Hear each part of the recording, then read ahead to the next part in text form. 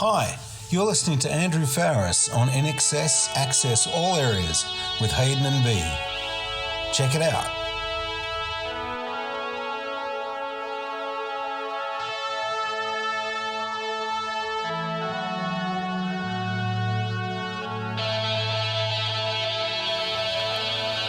Well, hello and welcome to INXS Access All Areas. My name is B and I will be co-hosting this series of podcasts with my INXS nerd, Hayden Murdoch.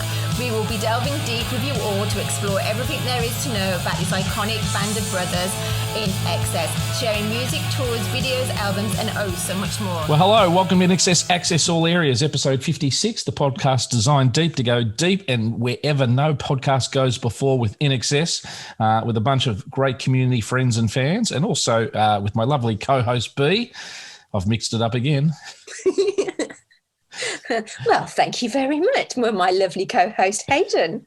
Well, it's good to hear the spark back in your voice. Another week of recovery, and I guess in all areas of the word recovery in the family. And you look well. You look better. You are getting a rock star sleep in these days. Is that right? I do, yeah. And a nap. A few naps a day. It's quite nice, actually. You're getting a cup of tea brought into you in the morning? Well, you know, that's something that is missing in my life because my dad used to bring me a cup of coffee every morning. So I am missing my coffee, but I'm missing my dad more, obviously. But yes, tea now. Yeah. I must digress for a moment. And there was some show I was watching on Netflix a couple of years back, and it was just that lovely English charm where, you know, any problem or drama in the world and somebody was, you know, killed somebody or somebody was sleeping with somebody or somebody had driven off the road with whatever. It was all solved with a cup of tea. It is. It's too right. It is. It makes a day go a lot better with a cup of tea or two. Yeah. Well, we've both probably had busy INXS weeks, but I'll always, as manners suggest, go with you. How's your INXS week been? Well, I'm pretty excited about today. Yeah. Well, look, we were pretty pumped today because today's the day where we get to interview an luminary from the band and the leader of the band, Mr. Tim Farriss. So we can't hold back in, I guess, walking around with our springs in our step. Even yourself, you've got that spring back in your step. Oh, it's definitely been a good medication for me. Absolutely. Can't wait. Really looking forward to it. But I also had something come in the post today. I've had a few things come in the post, but this was pretty exciting. Well, I had to tell someone off first. His name was Ronnie, and Ronnie posted in my Hutch Nation page about his book. And I went, no, that's very charming and that's very nice, but what's this book all about? And you didn't ask me about it. So he says, oh, well, I'll send you one. I says, I've got a podcast. I'll talk about it. So his name's Ronnie, and Ronnie is the publisher. And he's published a book for Andre, I've got to say this right, Chillag and David Wainwright, and they're two photographers. I'll just read you the first bit. During a hectic 1986 world tour, INXS took some time off to promote material from their Listen Like Thieves album in Montreux, Switzerland. The BBC ran a mini pop rock festival alongside the official Rose d'Or festival and recorded live but lip-synced tracks of future broadcasts from the Montreux Casino. Amongst others, the lineup that year included Queen and Frankie Goes to Hollywood. Now, David and I were commissioned by a German magazine to capture this time in Montreux, and this photo zine documents the facts that while they're INXS worked their collective butts off. And it goes on, and it's just a nice little intro, but it's just got some nice photos. I know it's no photos that we've not seen before. There's a few, but it's just nice to see them all together. And it's nice to know that it's all going to the photographer. You know, is it in black and white? Yeah, it's lovely. It's all in black and white. It's really, really nicely done. It's not a big coffee table magazine. It's just a nice little flick through. And if you're a collector of INXS is memorabilia, this has got to be in your, it's really nice, isn't it? Yeah, it's got to be in your collection. So how to find them? There's something nostalgic about all types of photos, obviously. I mean, photos are really steeped in nostalgia as is, but those particular ones there that we may post and get some of the listeners to get a visual on do capture their youth, and it's on the precipice of real superstardom, I guess, around that time. Yeah. Really nice photos. And then he sent me a little thing from Ronnie and saying that wants me to take a photo of it. So I'll take it. I might go down to the banana plantation and take a photo with the bananas later, tomorrow maybe. So if you want to get hold of these, you need to go to a company on the website called hangingaroundbooks.com. And they do other musicians as well, not just INXS, but I think they've got. And are we looking to maybe get them on the show at some point in time? Who? INXS? The photographers. Or Ronnie, or the particular person who put it together. Is that what we're looking to do? It would be not. I would. Well, I'd like to do a couple of series on photographers anyway, because there's a fair few out there. But it'd be nice if we could actually get hold of Andre and David. Yeah, and look, our podcast is also, as we often say, is designed to take you back in time and back to where things occurred. And INXS probably are a legacy act these days in terms of not touring and recording so much anymore. So as much as we can take you back to these type of occasions with these people who are around, it just does help the listener experience sort of, put themselves in the place at the right time.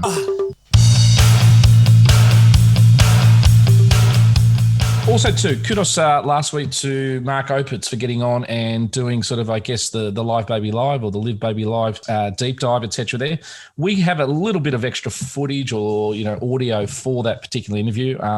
Again, I thank Mark for his patience. We did have a few sort of technical Wi-Fi issues, so we have sort of put the first probably 2/3 of it out, but we've got a couple of little nuggets and things that we've cleaned up a little bit through B's. We won't say George Martin. We'll call it her Mark Opitz production skills.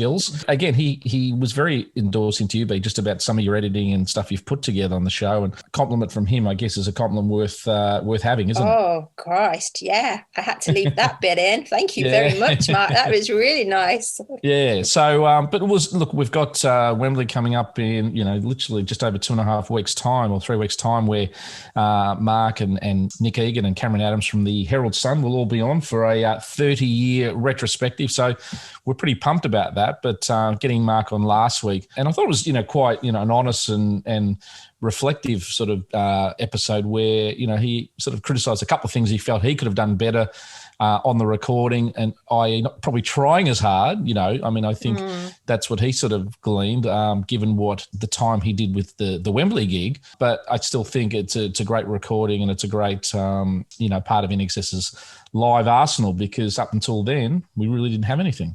That reminds me, did you see what I sent you this afternoon, those 2 videos? You send me a lot of things. You send me a lot of things. I feel like just having people. It's all clean. I feel like having a stock reply, which is just basically pressing a button, going which one. Well, all right, okay. So Mark mentioned you were talking, you two, about live albums, and one of his favourite was The Last Waltz, which was the band with yeah, which is one of my dad's favourites, actually. Yes. His all-time favourite. He'll sit through that every week, Dad. He loves it. Yeah. I'm going to play it to him tomorrow. I can't wait. And I just chose a random song that they sang, and I put it out. Did you listen to your own? I did listen back last week, yes. Now, what's that song called? Yeah. Release Me? I Shall Be Released. It's a Bob Dylan written song, but it's been covered by many, many people, yes. And it kept echoing in my mind. And I kept hearing it. I was thinking, I've heard that before somewhere else. And then I realised that Michael and Kirk sang it at the Tokyo. Oh, the big Japan concert there. With John Jovi and Bob Dylan. And who was there? Jodie Mitchell again. Yes. Wow. Yes. Small world. Yeah. Of all the songs that I could have chose, and there was a link there straight back to INXS. And I think we spoke during the week. There was some I don't know. They're in a cafeteria or cafe or something like that, where I think Kirk is rehearsing that song with John Bon Jovi and Richie Sambora and a couple of others, and then that was the big sort of.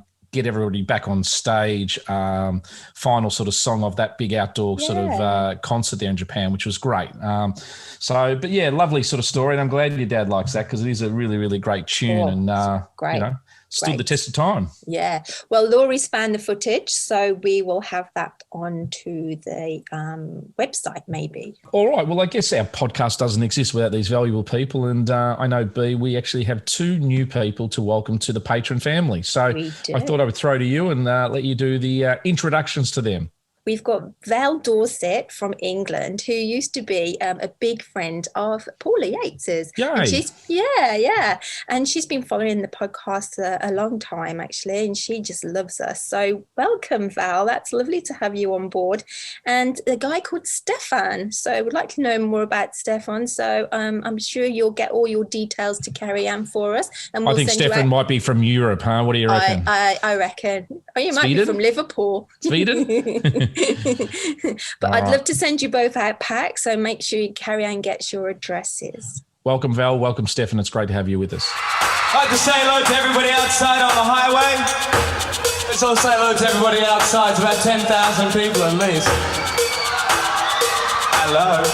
And a massive hello to Nick Egan and Mark Opitz, and Sue D, Joe Robbins, Paul Boozy, Pedro, Lisa Urban, Foxy, Felicia, Sarah Markram, Laurie, Carmen, Matt Dean, Mandy, Linda, Danielle, Dr. Jim, Amanda, Leon, David, Sarah Akamia, Melissa, Anne-Marie, Lisa Calloway, Lisa McIntosh, Katie, Carrie Ann, Vern, Caroline, Paul Jolie, Sandrine, Tracy, Tony, Warren, Sue B, Sue P, Amanda, Ella, Ryder, Erica, Abigail, and Martin. Oh, and I'd like to talk about a guy that emailed us later, but I'll save that for fan engagement. Guess what time it is now, Hayden? What time is it, Hayden? Well, just before that, is that the guy from Kintyre? Is it the Mull of Kintyre? Is that right? I don't know if that's the same thing. No, he's from the Isle of Mull. Isle of Mull. Okay, sorry. Oh, my Paul McCartneyisms are coming out here, but yes, you're right. It is time for... It's time for the news. Hi, it's Dave from England, and you're listening to INXS Access All Areas with Hayden and B, and now it's time for the news. All right, well, we're going to be punchy with the news today. We do have a special guest on, so we don't want to have us be the ones you're listening to, but we will highlight a couple of things just to keep you abreast of the INXS world. Oz charts, well, at the time of recording, we don't have a change. So, B, I know you're the lucky charm. It went from 52 to 44. We'd like to think over the next day or two when those charts come out, it will go into the 30s. But at this point of recording, we have no change. A couple of little things. Andrew has been posting, as we said in last week's episode, some information about some of the tracks off his solo album. I think there was a little download or a post through all the platforms that Andrew's on about the song Hummingbird, B. So I know that's a song and a little word you like. Yes. But Andrew, as we said last week, he's just giving a little bit of a backdrop to some of the songs. And nerds like me like that sort of stuff, where you find out, what was the inspiration and all those things. And it's the hummingbird that's going around on the B side, I think. Well, it could be. It could be. You're doing it. You're doing a sort of a very. Do you like that? Do you like that? You're doing a hypnotic thing with your finger there, B. Also, came across my INXS desk. YVR Times is a Vancouver sort of newspaper or publication. There is a sort of a March 22 publication that I didn't see at the time, but it's actually a really good interview with Andrew about the solo album and also about his INXS sort of pedigree and all the songs that he wrote and recorded. And it is worth doing yourself a favour. I have cut and pasted it to my email, and I will attempt to do something very revolutionary, B, and that is post it onto our platforms. So if it ends up in Alaska or Siberia, you'll know why. But I'm going to see if I can do that and add that to the listener viewing experience and read that. Wow, you're stepping up quite a lot now, hey? We are. Now, speaking of the birthday boy, as we said last week, coming into this week. Yes. GGB, Gary Beers. I don't have a stutter there for those who don't know Gary. But it is his birthday this week. But he has set up a bass guitar side business. Clever and man. There's an interesting sort of word these days in the sort of gig economy. They call it like a side hustle. Now it sounds a little bit sort of, KGB sort of Leo the Watch King type thing, but no. Gary has designed and made these beautiful bass guitars. Stunning. And his first series, I think, of 10 have come out, and he has posted them on a Facebook, almost its own sort of platform and its own Facebook page. But they look fantastic. They're really well designed. The colours, the work that's gone into them. So do yourself a favour if you punch into Facebook, Gary Beers bass guitar. I'm sure that platform or that page will come up, and I know that it's already aroused some interest from our community and the INXS community. B. There's a lot of people interested. I think there may be a guy called Adam that's interested. Correct. And speaking of Adam, is there an Adam from the Don't Change gang that has hung up his? Yes, and is it the same Adam? He's sidestepping, actually. Adam Pika, is that right? Yeah. He's a really nice. I like Adam. He's in the Don't Change gang, but he's been playing a lot of Kirk's stuff, I think, hasn't he, over the journey? But he's sidestepping to another tribute band for Alana Morissette. Oh, okay. So, yeah, he, I think, put out a lovely post about just thanking all the fans who went to all the shows over the journey, and kudos to him. And speaking, I guess, of tribute acts, B, there is some INXS tribute act coming to Coffs Harbour. Can you believe it? I know. Well, I think is it Live Baby Live, guys? I've not seen these ones before. Wow. Is Karen Peters going to be cheating on the Don't Change gang and heading up the highway to join you there? No, but I'm going to convert every friend in Coffs Harbour to go with me. we want footage live streamed into our community, B. Yeah, live from the Hoey Moey. Correct. But and also the last thing, probably this has been going on for a few months, but I've just sort of noticed we actually have a newsletter that goes out. You haven't? No, we've only had 2 go out so far. Well, that's right. I saw the second one going, this might be a theme happening here. Do you want to share with the listeners what that newsletter is aiming to do? I thought we'd whack it in the news section here. Why not? Okay. So got a lovely girl called Danielle from Pepsi Cola. Yes. Little Pepsi. And she is being very helpful with Mary Woods, and they've produced a newsletter for us. So it's for all our INXS lovers out there. And if you subscribe to the website, you will get this coming into your inbox once a week. So we just put little things out there like get your questions out for Timmy, or the latest things, that auctions and all sorts of things. I'm going to tell you a little bit more later on of an idea I've had. And so if is this weekly it's coming out, or fortnightly, or once a week? Once a week. Beautiful. Well, thank you, Danielle, and great idea putting them together, B. So sometimes we've got so many little things in so many different areas, I guess, it sort of brings everything into one place, I guess, doesn't it? Yeah. I'm sorry, Hayden. I'll probably tell you and it gets lost in all that information that I send you. Right. Well, it's handy for a guy like me. So, but that's news of the week. Punchy this week, and bigger things to talk about today. Thanks, Pete. Okay.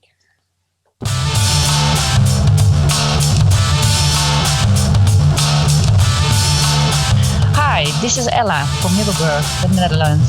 You're listening to INXS Access All Areas with Hayden and Dee. And now it's time for the topic of the week.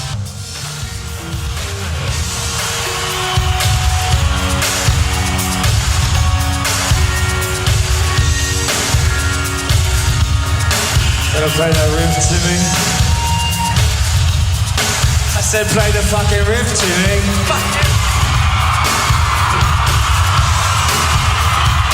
Excuse me. I've been in Paris.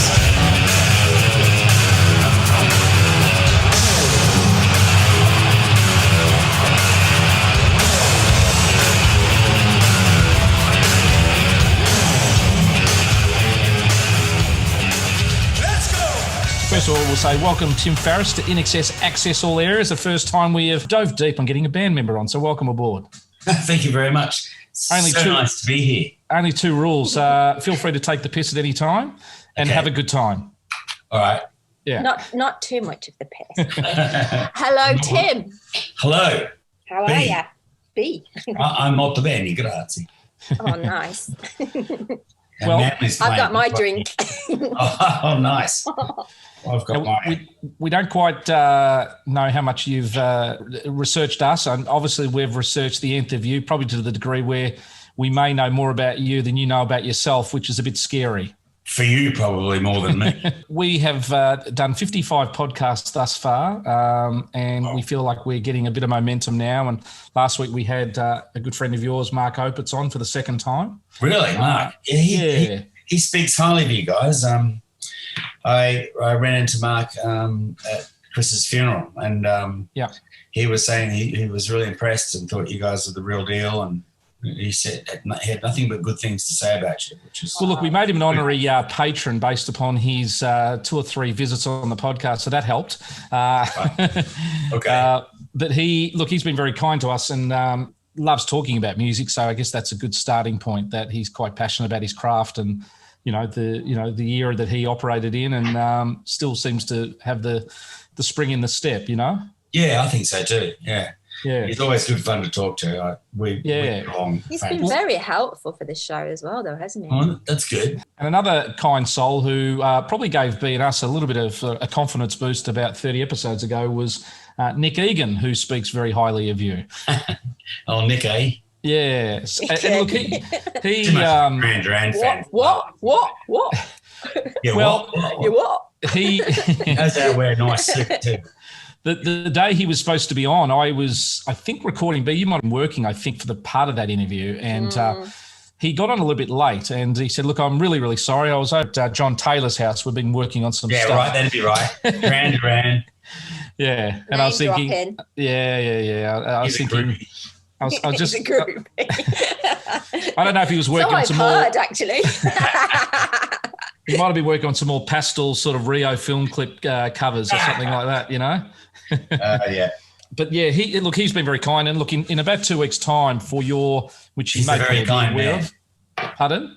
He's a very kind man. Yeah. Look, Nicky, very. Yeah, he was fantastic. And look, he's coming on in 2 weeks' time. We have Mark and Nick together, and myself and B, and we have a journalist from the Herald Sun here in Melbourne who's the chief musical reporter for the Herald Sun called Cameron Adams, who's a big fan of you and the band. Right. And we're doing a 30th anniversary retrospective Zoom call talking about Wembley. And I guess Nick and Mark. Wembley, July. Yeah, Mark and Nick were there, obviously in their roles. And they, through just our prior episodes, have spoken so highly about the experience and what it was like. They're going to get on and try and track down Peter Lorimer too. He was there. Peter Lorimer? Who's that? Oh, really? He's a DJ. He did some remixes for us. Oh, yeah. Suicide Blonde. Yeah. The Lorimer remixes and things. That's right. Yeah. And the X-Time. Yep. He was handing out things to Michael and I side stage. Right. Yeah. Oh, yeah. Yeah. Is that in between margaritas? I had a very good time that night on stage. A couple of M&Ms. Something like that. Now, look, white ones though. No, look, we sincerely hope you enjoyed today and feel like at some point in the future you can come on and I know probably down the track you've got probably more things you'd love to talk about and share as time allows.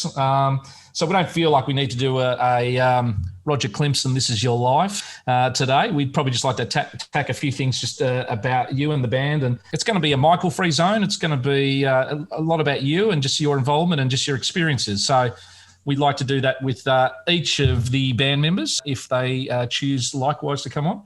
Sure, that sounds good. Yeah, one of the things I guess through listening to Andrew recently in a lot of his interviews was just he seemed to say that your father and mother particularly were quite encouraging with music at a young age. I think you went over to England, I think, to see the Beatles, caught the boat over. Well, that was... You went especially to see the Beatles, did you? So, hey, don't let me too much. Hey, listen, don't let the facts get in the way of the story. Go to England. We're going to go see the Beatles. Yeah. It was a very long voyage on a ship too, I might add. Did you go on a ship? But Johnny was only 2, so I doubt he remembers that much. No. But he'd just broken his leg. So it was, honestly, it was this 2-year-old. Johnny broke a leg at 2.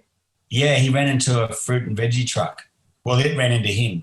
The primary school was opposite our house where we lived. And Andrew and I were in school. And my classroom, I sat next to a window. I don't know why they sat me next to a window, right next to a window that looked at my house, like directly. So I would sit there instead of concentrating in class, just daydreaming about being back home, playing with my car set or whatever, you know. And I saw our puppy dog run across the road. Then I saw our mother running across the road to chase the puppy dog. And then I saw little Johnny come running towards the road. Then I saw a fruit and veggie truck come along. And the next thing I saw Mum frantically upset and waving her arms around, and Johnny was lying in the gutter, and God, he was in a pretty bad way for a little kid. So so he was still had his leg in a plaster from memory when we got on the ship to sail to England.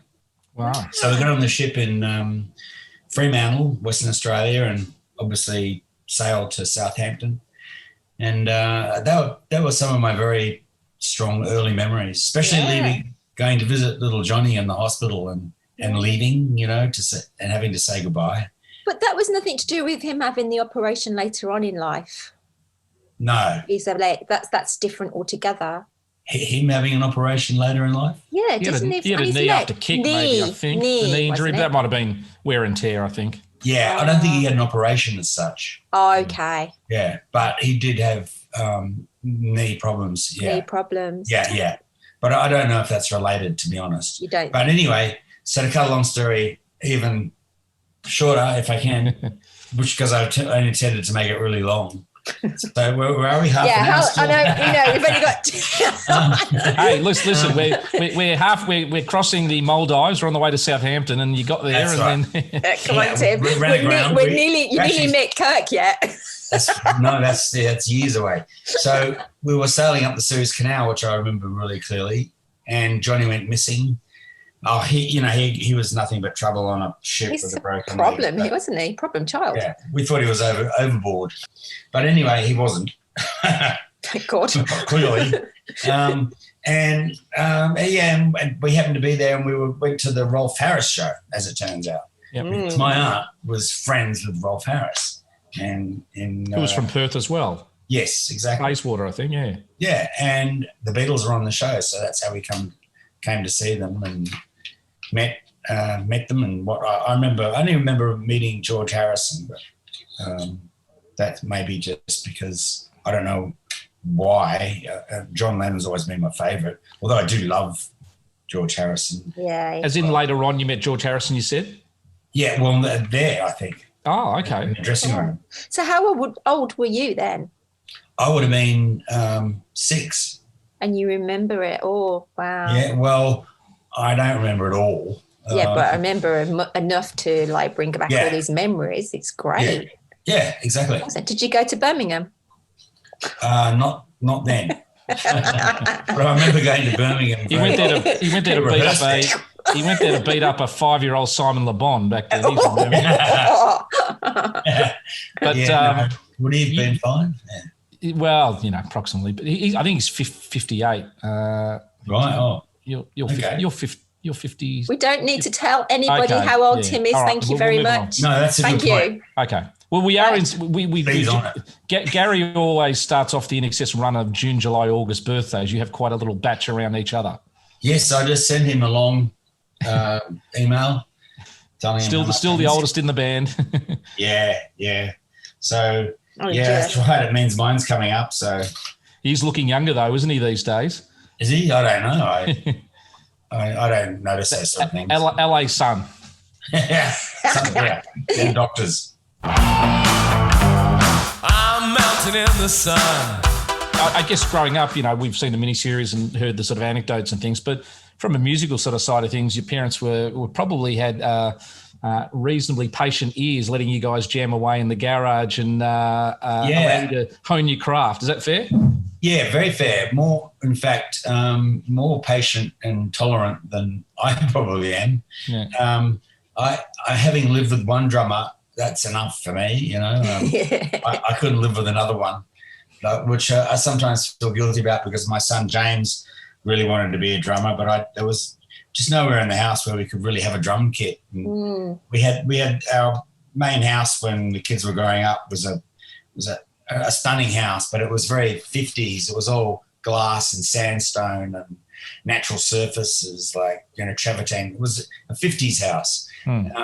It was an amazing design, but it was, any drums anywhere would have been really loud, and we had highly intolerant neighbours, and I didn't want to have to deal with them. And I did have a soundproof studio, but it was full of my stuff, and I didn't really want to share it. Tiny little bit selfish there. I know, but So did they pick up any instruments, the boys? Yeah, well, our father, before we get on to my kids, our father made sure we all could, had picked up an instrument by the time we were 8. So for me, he gave me the choice of a guitar or trombone. And fortunately, I chose the guitar. Yes, I'm glad you did do. I practiced a few sexy moves with the trombone. It just didn't work. You can't pucker up enough.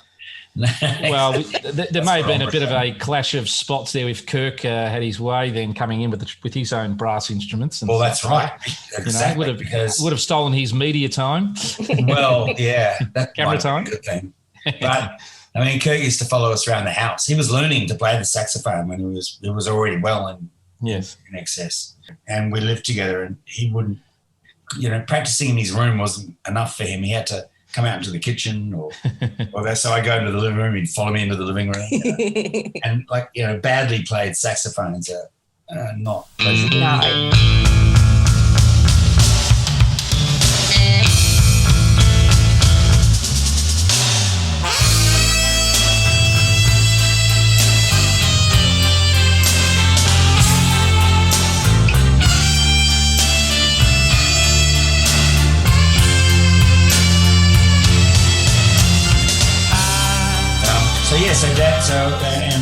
Andrew got piano lessons, and he sort of taught himself to play guitar. And Johnny was always going to play drums. And Dad sort of drummed in the Merchant Navy, so he sort of taught Johnny, the basics, how to paradiddle and those kind of things. And from there, John got a drum kit, and then we basically moved to Sydney, and not long after that, and that's when I met Kurt. So your mum wasn't musical, but your dad had a touch of musical through the Navy. Exactly. Not digressing too much, just with John there. I mean, you must be particularly proud as an older brother. He's really world-renowned, maybe not in the big media scribes, but everyone you speak to go, he's world-class. Like he joined, Toto at the night of the proms just to fill in. Yeah. You know what I mean? Stuff like that over the journey. Like, he's really talented. Yeah. Really he is look, you just have to listen to drum opera actually to really appreciate his whole grasp on drumming. It's way beyond just keeping time. But that's one of the amazing things about Johnny is he has a natural timekeeping ability anyway. He has an internal clock that's incredible, which a lot of drummers simply don't have. Yeah.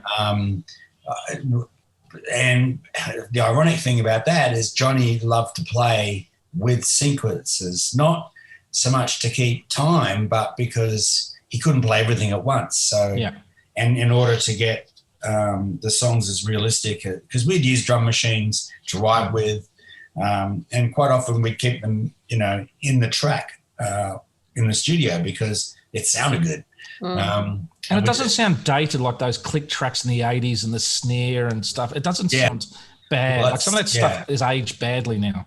Yeah, some of it has. Some of it's not INXS. I'm talking about other bands. I agree. But some of it still sounds. If the artist and the producer's got it right, I still think a lot of the 80s sounds are amazing. Yeah. And they're much used today, and lauded, and for good reason.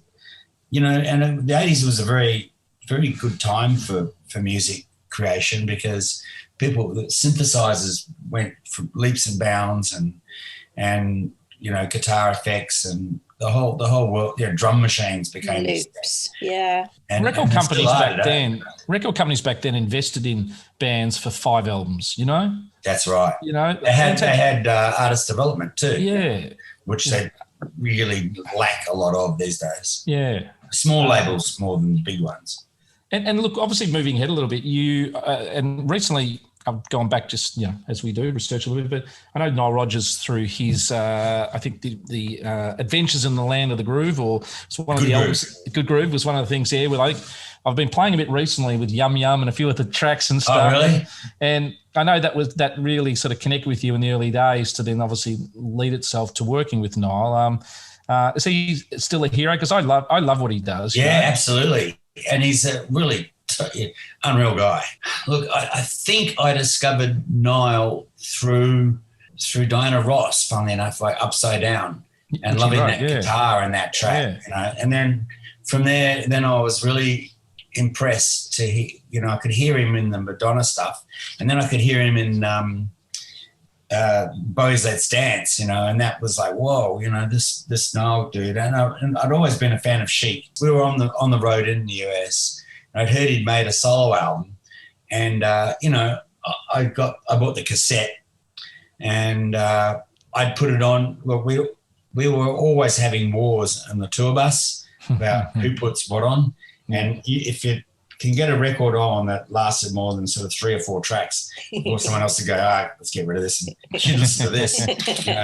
You were lucky. And funnily enough, Niall's album, In the Land of the Good Groove, no one took it out of the machine. Everyone kept listening to it. And it was, we all dug it. And then, meeting him backstage at Maple Leaf, it was called the Maple Leaf Gardens at the time, in Toronto, in Canada.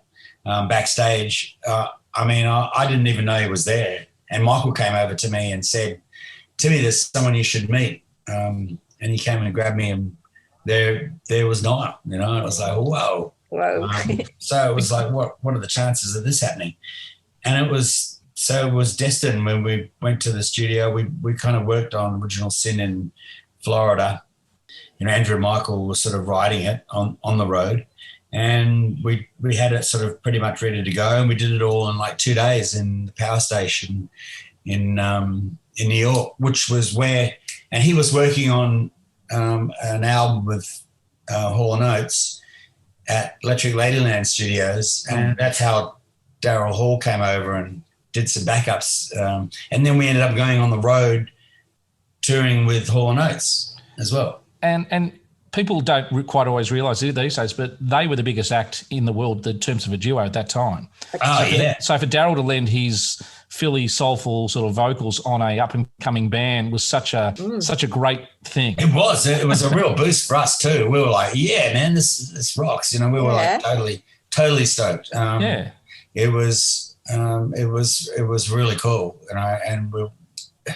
as you say, they were really big, especially in the US. Yeah, and it was myth or fact. Was that set up for him to produce more INXS? Because there's a myth saying, INXS sort of just turned up and said, "Can you produce this?" Or did Chris organise it? Was it a bit more cohesively organised, the actual production, or was it a bit more?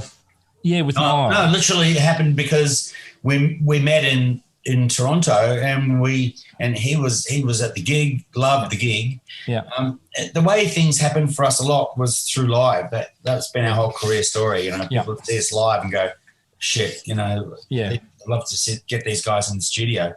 So he was like Niall was like, when we met him, he was like, yeah, if you guys are coming to New York, we should get in the studio and do something together.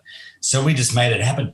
We said, okay. We'll show up, And he was such a victim of the Disco Sucks era, because Cheek had like a 3-year window, and then it was like he was spat out like, the Bee Gees. And then he comes back and does that solo album. Then he does Madonna, INXS, he does Bowie, and then does Duran Duran, like all in a row. Yeah. He did Duran got on the bandwagon late. Well, I think Simon was a bit jealous after hearing you guys. He rubbed that one in. Maybe, but that was an interesting time, as you say. But his guitar sound, now it's so funny. But now he's more popular than ever. Yeah. Well, he came back with Daft Punk and the stuff with that, and cool. I guess over the journey, the songwrites for everybody he's done with Pharrell and everybody's been fantastic.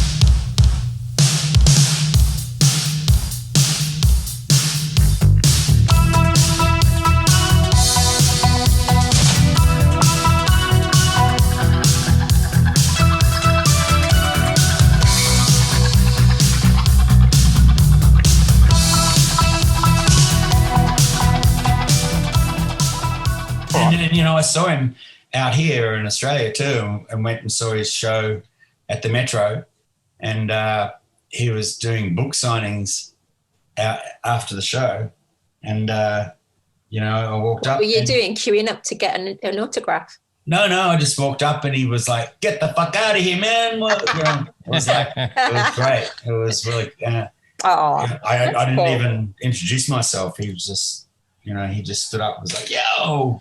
Well, it was really nice to see him. Yeah.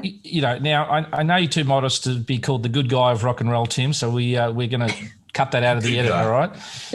But one thing I wanted to just mention. Yeah, why does everyone love you so much? Why is that? He doesn't want to answer that. That's fine. Does he know? It's in the film The Good Guys. They're actually gangsters. So maybe that's what it is. They're afraid not to like me. Oh, gotcha. And I cook a mean pasta sauce. Oh.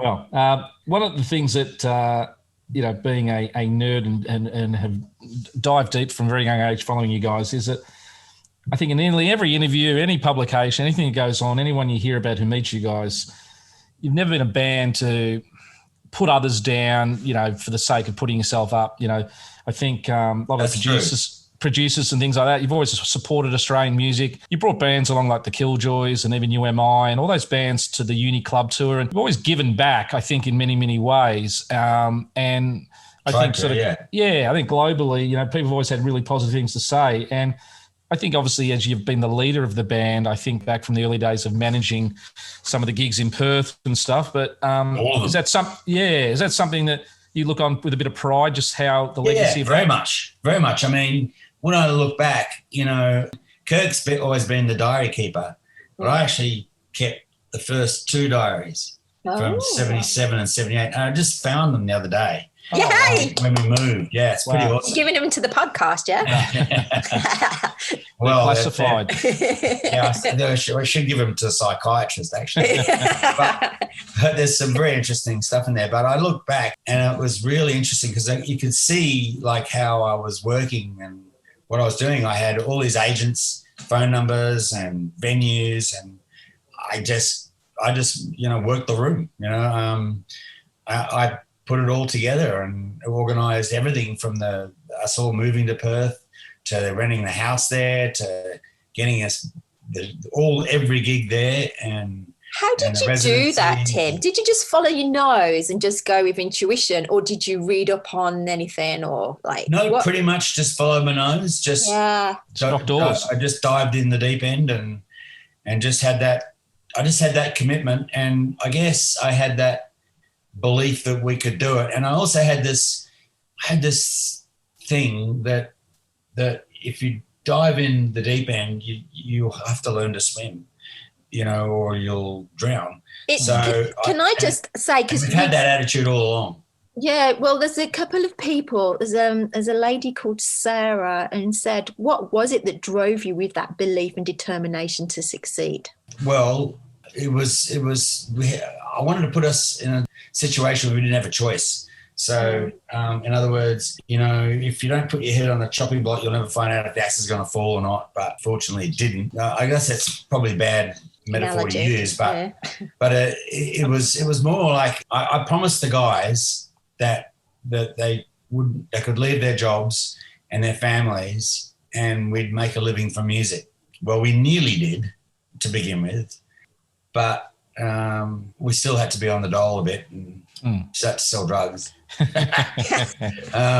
for a while. But for the most part in Perth, we live purely on the music, and I guess with Andrew, we spoke about John earlier. I mean, Andrew's, songwriting is genius, Beatlesque and world class, right? But the irony, I guess, along the way, he's catching up. Huh?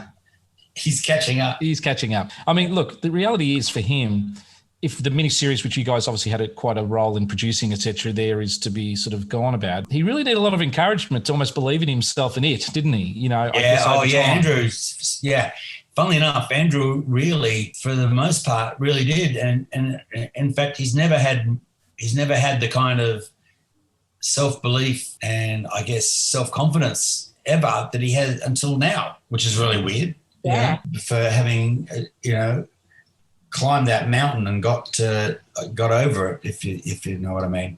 But for the most part, Andrew was pretty comfortable, I think, to be the songwriter, and being sort of unconfident in a way made him more open to suggestions, because we all kind of put in when it came to Andrew. A lot of Andrew's songs were pretty basically written when he'd come to the band with them, so from that point of view, our input was really important as well. So you brought like a skeleton in, and you're able to put your meat. Exactly. And that gave us all a feeling like, well, our contributions were a lot, Cool. Well, we found like when one of the things we've done on the podcast, B, I think, is we've put certain songs on, et cetera, there, and we've sort of taught the listeners who are checking in to sort of isolate each band member. And there's so many great songs, particularly where each band member it's almost like an episode of Seinfeld. Every character gets their part of the episode. Yeah, exactly. You know what I mean? But for that caused somewhat. It was good, but it was kind of a conflict of emotions and rationale in some ways, because I'd write music that I wasn't sure I really wanted INXS to play. And I didn't want to. I thought it was better. Like, my favorite bands and artists had predominant songwriters, and that succeeded. And I knew we would be, like, as Chris Thomas pointed out, and Mark Opitz, that concentrating on that would bring us better songs. So I really didn't want to. I didn't want to compete against that, and for that reason. And so, in many ways, I would sort of hold off on presenting songs I'd written. So most of my stuff, while I still really enjoy it, is for me kind of throwaway. That makes sense. Because I didn't want any of what I really believed I could write to not make it or compete with Andrew. I don't think INXS sort of had self-indulgent 3-minute solos and things like that. Like, well, we always made fun of those. Yeah, I think so. But look at a song like What You Need and Original Sin or whatever, you can hear Gary's, bass, you can hear your guitars and Kirk and the saxophone and Michael's breathy vocals. I mean, I think the song gets served first, but one of the great things of having a sextet is that certain songs really have that, palette of really lovely sounds that all come together. That's it. Well, that's it. See, for me, I was never interested in being a soloist and making music. I mean, apart from when I first learned to play guitar as a child on classical guitar, I performed solo then at my school and things like that. But when it came to modern music, it was all about the combination of instruments and like Kirk and I playing together, to me, was what it was all about, rather than just one person singing. I've never really been much of a fan of going to a place and seeing some guy with a guitar play and sing. I'm always a little bit like that. I like the interaction between instruments, and I'm also very much about the rhythm, and so for me, while I played a lot of the riffs, it's how the riffs are played and the rhythm that's involved that really, Well, that takes us to sort of how you, Kirk, and Gary work together live. And well, can I ask a question before you ask that, please? Well, okay. Fine with me. Fine. All right. Well, there's a question from Lisa Urban, and she asks about the song Coming Home. She wants you to spill it. What's that all about? Okay. Why are you blushing? What's going on? I was almost fishing on the road. But yeah, it was a little bit inspired by that song by the band called Yellow. oh yeah. Oh yeah. And then the guys in the band really, and it was just this guitar part that I wrote and rhythm stuff, and the guys in the band really loved it, and Johnny and Gary really wanted, and Kurt really wanted to play on it, and Andrew, so we all ended up playing on it, and then Michael sang backups on it and stuff. Hey. It just sort of grew organically out of nothing, but there's actually a few versions of that song lying around. To be honest, I don't actually really remember. I remember recording it in Chicago with the guys, but the machinations of it are a little bit hazy. Chris Murphy was quite encouraging of the other band members if they weren't necessarily putting the major songwrites on some of those albums between Kick and Welcome to be really heavy on the B-sides and stuff like that.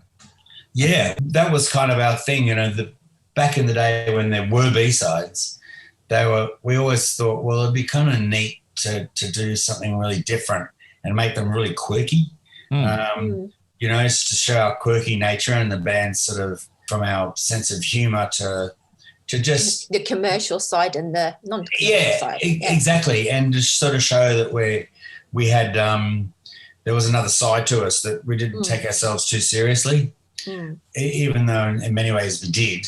It was, I guess, it came from hearing all those things that, like, the Paul McCartney being dead conspiracy things and all those quirky things the Beatles would do and stuff like that. We wanted to, Kirk and I would often listen to some really out there things. Like I remember the band The La-Di-Dahs did an album where they narrated a story all the way through. I can't remember what it was called now. Kirk might remember. But it was some story about a bird, I think, or something. It was like a fairy tale or something. And it was all music with the singer Jim Keys, I think it was. Pre-Masters Apprentices, I think, was it? Or oh, yeah, no, that was Masters Apprentices. Yeah, what was the singer's name from the La-Di-Dahs before Kevin Borich? Anyway, whatever. Yeah. He narrated the story. And we loved it, So we thought, it'd be nice to try and do just different, whatever we can to be different. Well, actually, you go back. Yeah, just because I'm just following on for what Tim said there about conspiracy theories. Is it true or is it not true about the Oasis Elegantly Wasted thing? Please. To be honest, put the record straight. Yes, well, to be honest, I actually don't know. Oh, there you go, folks. Yeah, it's possible that Michael sang better than Oasis in the studio, but unlikely. Well, I guess I think he just rolled with it. I think he just went along with it. Yeah, I reckon he did. I guess with the vocals have layers, don't they? Of vocals where there's 2 or 3 or 4 tracks that get laid down, and that could have been one of them. Yeah, maybe, but that's possible. But to be brutally honest, I don't think Michael would have wasted his time even mentioning them. Yeah. I mean, look, I feel sorry for Noel. Well, now, yeah. So. Yeah. Look, if it makes anything slightly more palatable X many years later, Noel, when he was in Sydney supporting U2 about 18 months ago, was interviewed and was asked about it, and he said, look, I regretted it the night I said it, and I think I've regretted it every night since. And one of his EPs he put out, he highlighted that he loved INXS, he loved U2, and he loved the 80s and 90s when you could turn on Top of the Pops and you'd see real bands and blah, blah, blah. But they were sort of up their butts in a certain way back in that era. And we all knew it hurt Michael, which is probably the sad thing, really. Yeah, that's right. Exactly. And I feel bad for everyone about that. But at the end of the day, it was...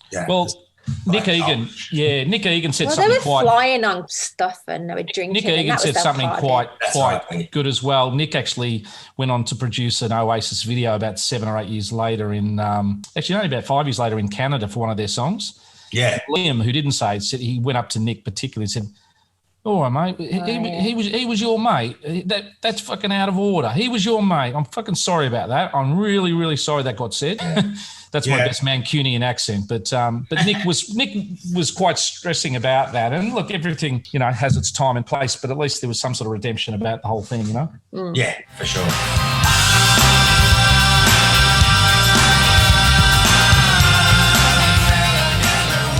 Getting back to instruments and playing on stage with the other guys, I did get one person, Patron, mention about your choice. I think Fender Telecasters, that's what you generally used a lot in the studio, I think. Well, one in particular, and a Tokai Telecaster, which Nile Rodgers put me onto Tokai guitars. Because I said to him, like, how do you get that sound? And well, there's a lot of ways he got it, but and we talked about Let's Dance, and he said, look, right now I'm loving this Tokai Strat, and he brought it out, and he said that, and the thing about Tokai was they actually made these amazing copies of really old Fenders, and they would right down to they'd buy the aged wood, and they'd copy with incredible accuracy the vintage guitars, right down to even the wire. The pickups were wound in was old. So they went to extraordinary lengths to copy these guitars, and they just sounded really good because they were brand new, 1958 Stratocaster, which is a pretty amazing thing to be able to get, And so he set me up with, and he said, because we happened to be going to Japan straight after, somewhere between finishing the record, because then we went to England to make the rest of the swing with Orne.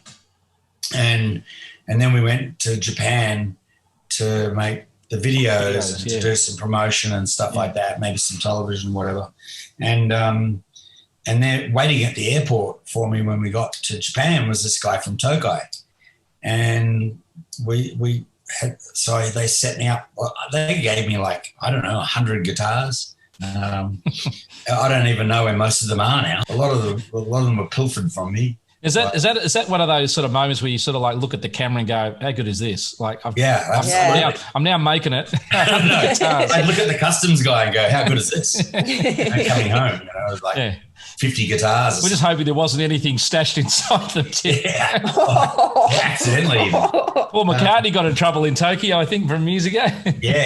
For sure. Well, I don't know how I didn't get in trouble coming home sometimes, I tell you, because there were things in my luggage that shouldn't have been there. But, Hello, Argentina. I think that might have happened to me if you don't know. I didn't.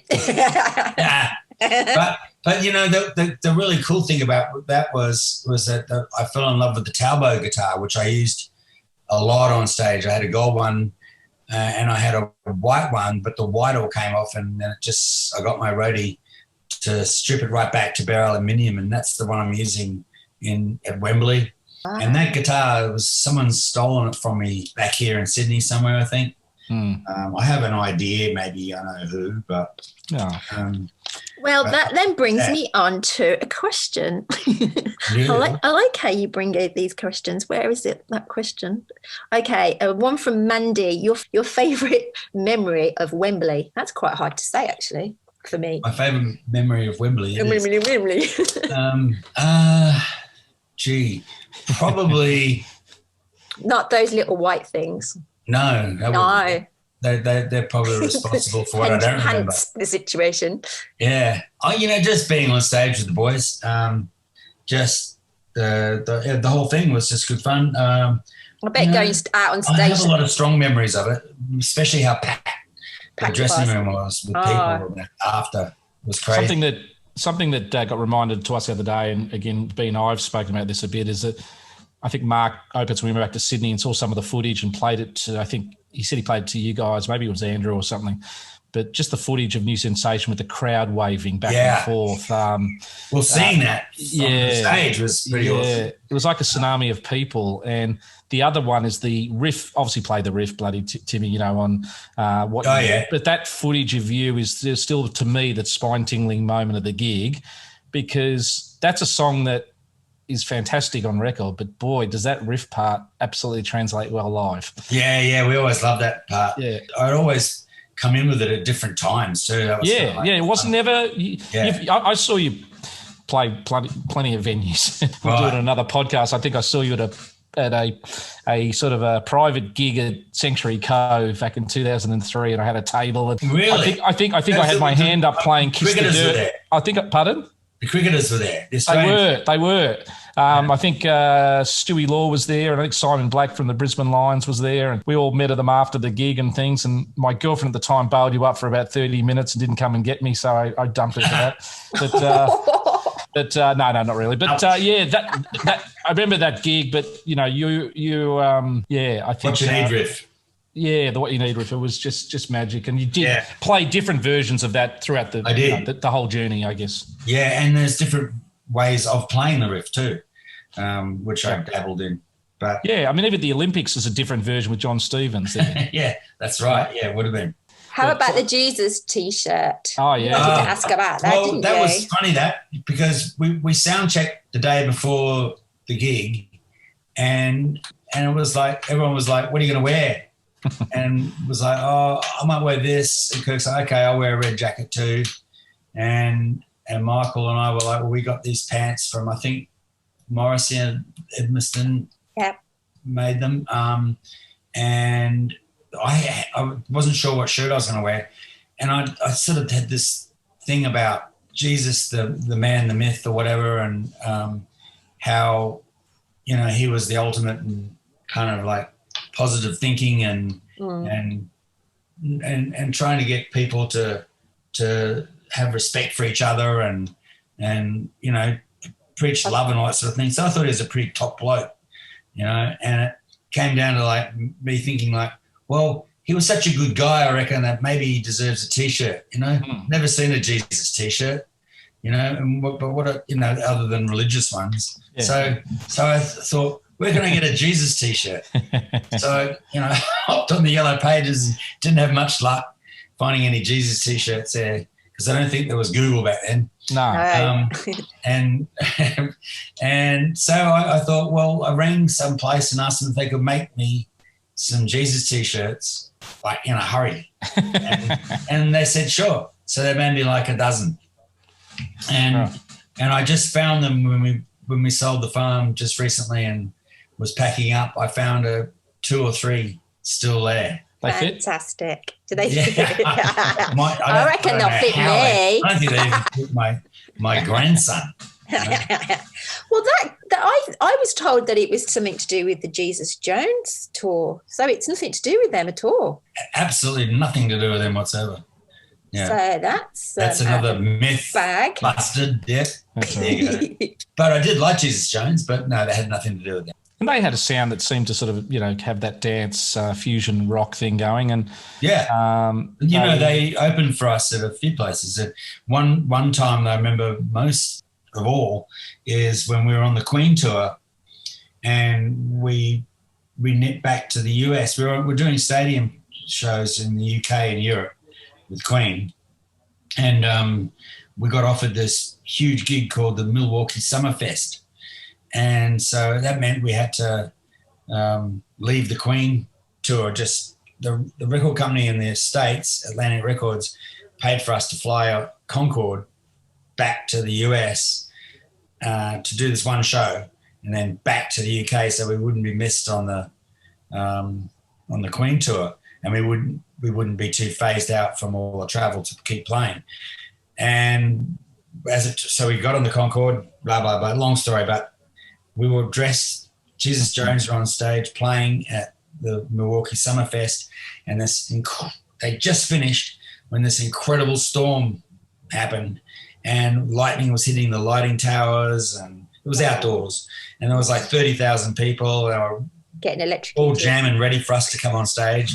We're all dressed and ready, and all of a sudden the tour manager's in there going, "We got to get out of here." We're like, "What? Why?" You know, and they're like, "There's this storm, man. It's the audience are running away." You know, right? So we went out the dressing room, and the gig was flooded to the point where water was getting in the limos as we were trying to get inside. Wow! And we just bailed, and so we never played the gig. Oh. We got back in the limousines, back to Chicago, spent the night there, and then flew Chicago, New York, back on the Concorde, back to London, and then we caught a flight from London Heathrow to, I think it was Newcastle, and got there, and we were for the next stadium show with Queen. And the funny part of this, you might have heard this before, but Status Quo were also on that bill, and they were on after us before Queen, and our equipment didn't make it. There was some accident on the freeway. Oh, so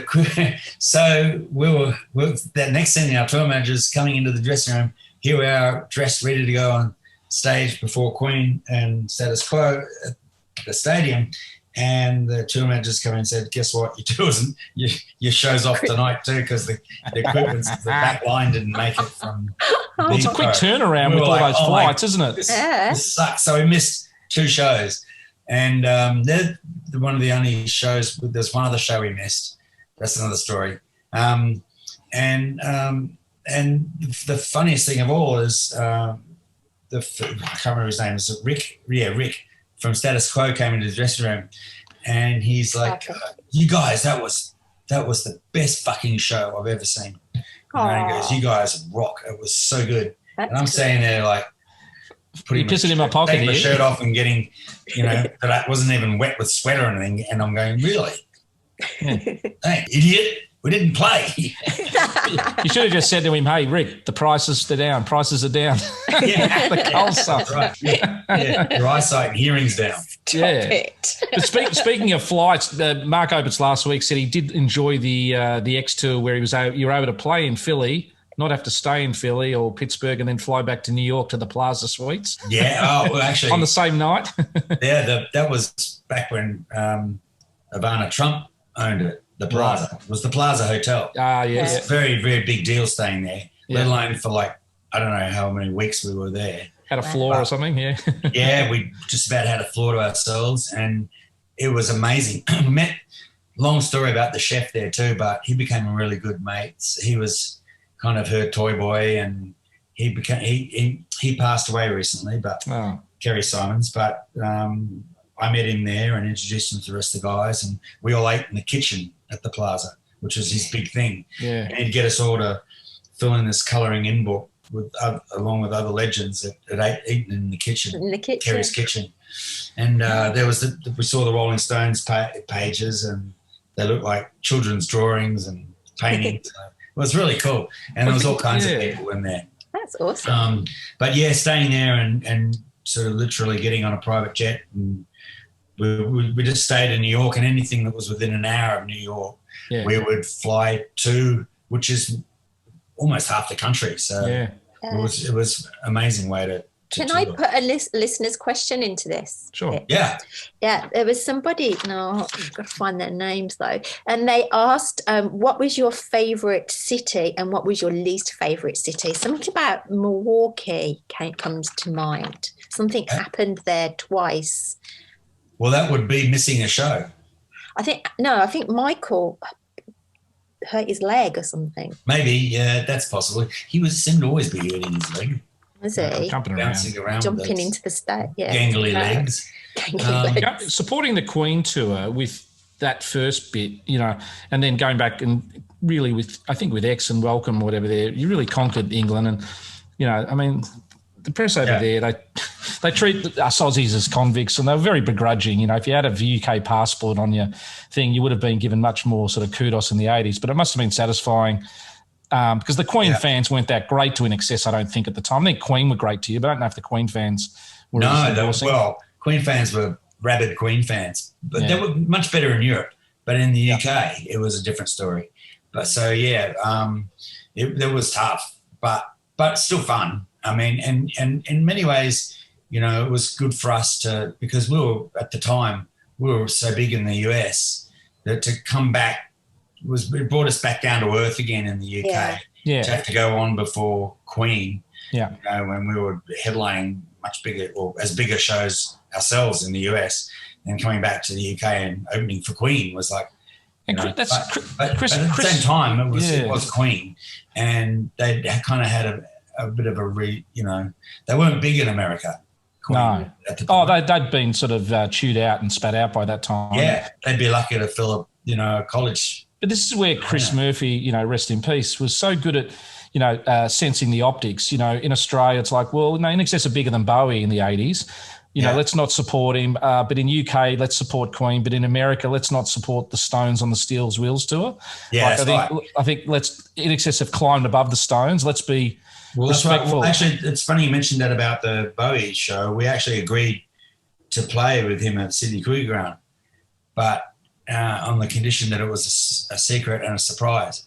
And then when he landed here in Sydney ironically from Japan, he said, look, I'm really excited about the show and it's great that INXS are going to be playing. So we just went, well, you know what? Actually, we're not. We're not now. Okay. Well, Chris said, because that was the whole deal. We were about to put our own shows, tickets out for sale. Yeah. So, and it was that post-swing sort of the swing era where you'd really just absolutely climbed here after Shabu, Yeah, absolutely. And we did that big show down in the Shires. The big festivals and things and stuff. Yeah, all that. So it was important to us that we were taken for our merit. And Sydney, we were excited about doing the Sydney shows. We didn't want people to just see us at the Bowie show and think, well, that's that, and then not come and see our show.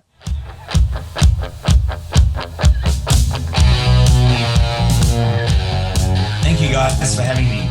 You're welcome. And ciao. Please come back again. I will. Bye now. Bye-bye. Bye.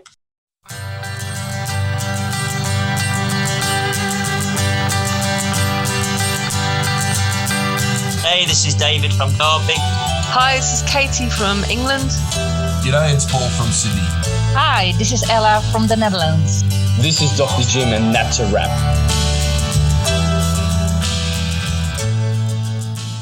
Well, B, how was that? Dream. An absolute dream come true. How lucky are we?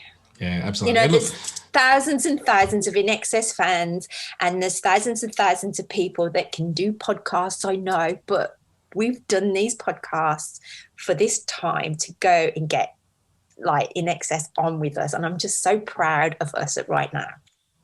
Absolutely. And look, obviously part one, they're hearing from Tim. I think, I know next week we've got the second edition to come. And thank you for all the patrons and people who sent in really good questions. And some of you may have had your questions asked today and some will have your questions asked next week.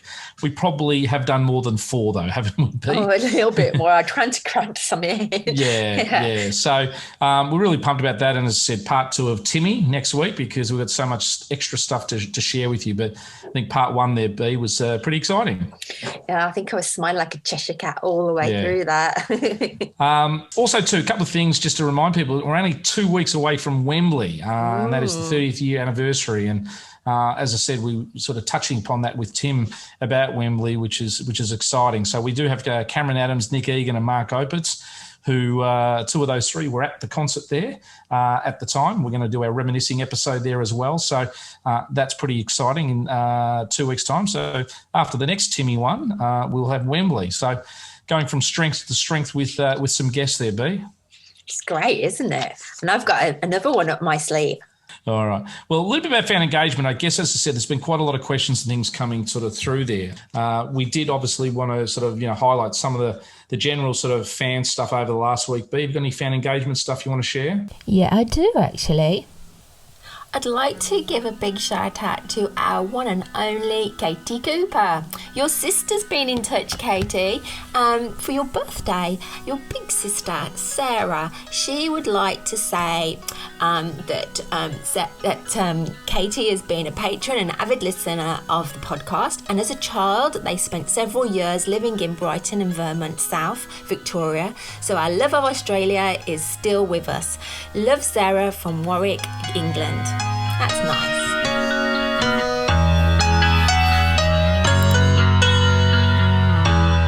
Well, there's one guy in particular from the Isle of Mull. Do you remember him that we wanted to talk about? That we not the Isle of Kintyre, but the Isle of Mull. The Isle of Mull. He's actually from Brummieland, right? My homeland, Birmingham, originally, and now he lives on the Isle of Mull. And he found me via Twitter. Well, found us via Twitter, but messaged me via Twitter, and he sent me this amazing story that I really want to share with everybody. So he's inspired me to start a page on our website, and we'll have it as fan stories. So if any of you out there have got stories to share, email them to us at INXSAAA inxsaccess@gmail.com, and I'm going to start posting them there. But this is an incredible story. Not so much incredible, but just so well written and really lovely. So thank you, Andrew. And what was you going to say? Can we read it out at all next week, maybe, or whatever? There would he like us to do that, or is it more of a private one? No, it's not private. It's quite long, though. It's over 9 chapters. Oh, okay. yeah. It's quite a long story, but it's really, really good. So I'm going to pop it onto the website. So bear with me. I've got to make a whole page for this one. Excellent. That's engagement 101. Yeah. All right. Well, in light of Timmy coming on today, we thought we'd do a little bit of a tribute recognition song for Timmy. And this is a song I don't think we've actually played it all in full on our podcast before. It was probably the first sort of major songwriting contribution by Tim in the early days of INXS. And it was, I guess, a song that showed up on Shabu Shabar titled Spy of Love, which I think Tim and maybe Michael and maybe one more person I think had a hand in writing. But it was a film clip for this particular one. And I know it's a little bit of a band favourite of that era that they used to play quite regularly. So we thought out of a little bit of homage to Tim today, we would put this week's tribute song, Spy of Love. It's a big goodbye from me. And it's a big goodbye from B. Goodbye, everybody.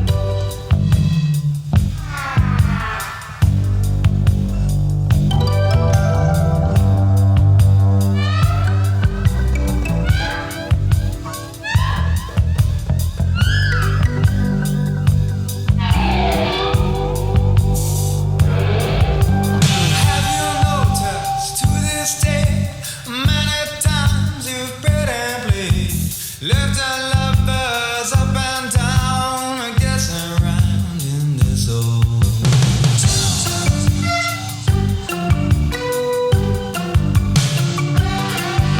Sleight of hand and sleight of mouth, a dirty trick to cash me out.